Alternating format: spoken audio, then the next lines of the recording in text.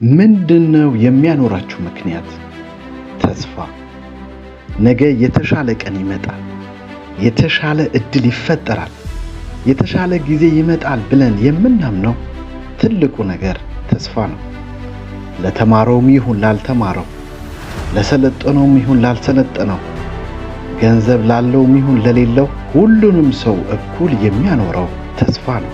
አንድ ሰው ከመዋለ ሕፃናት ተነስቶ እስከ ዲግሪ፣ ማስተርስ፣ ፒኤችዲ ሲማር በምንድነው የሚማረው?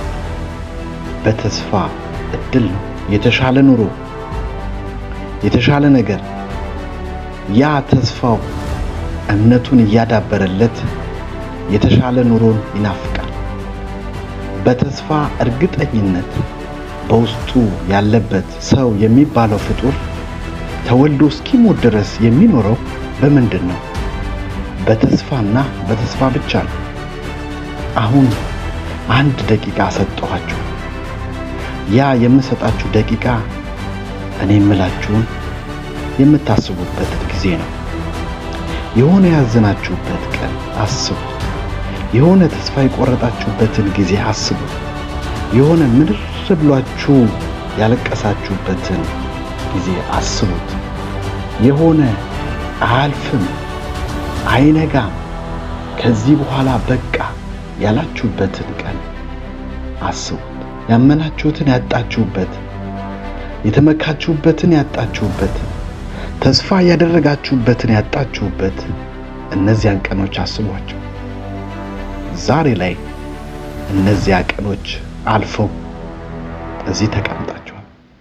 እነዛ ተስፋ የቆረጣችሁባቸውና ያዘናችሁባቸው ቀናቶች ካለፉ ዛሬ ያላችሁበት መጥፎ ሐዘን፣ ህመም፣ ተስፋ መቁረጥ፣ ማጣት የማያልፍበት ምንም ምክንያት የለም። ባለበት የሚቆም የማይነጋ የሚመስል ምንም ነገር የለም። በህይወታችሁ ፈጽሞ ተስፋ እንዳትቆርጡ። ዛሬ እዚህ ስትደርሱ ብዙ ተስፋ አስቆራጭ ነገሮች አልፈው ነው። ነገ ደግሞ የተሻለ ቀን ይኖራል። አሁን ህይወታችሁ ውስጥ ለየትኛውም ለምታስቡት እንዴት ነው ማልፈው ለምትሉት ነገር ሁሉ አንድ ነገር እርግጠኛ ሁኑ፣ ያልፋል። ያልፋል።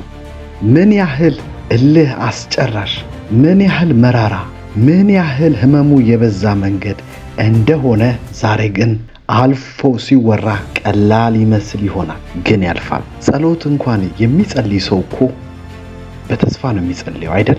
ፈጣሪ ይመልሳል በሚል ጸሎቱም ሁሉም ነገር ከተስፋ ጋር የተያዘ ነው። ብዙ ሰው ተስፋው በሚታይ ነገር ላይ እየተመሰረተ ስለሆነ ነው እንጂ ወደኋላ እየመለሳችሁ ያለው በእድሜያችሁ የማይመጥን ሊሆን ይችላል፣ ልፋታችሁ የማይመጥን ሊሆን ይችላል። ግን አስምሬ የምነግራችሁ ህይወት እስካለ ድረስ ተስፋ አለ። ተስፋ አለ። ረፈደ የሚባል ነገር የለም። በህይወት እስካላችሁ ድረስ ረፈደ የሚባል ነገር የለም። ተስፋችሁን በፈጣሪ ላይ አድርጉት። በፈጣሪ ላይ የምታደርጉት ተስፋ አየር ላይ የተንጠለጠለ አይደለም፣ የሚፈጸም ነው፣ የሚሆን ነው።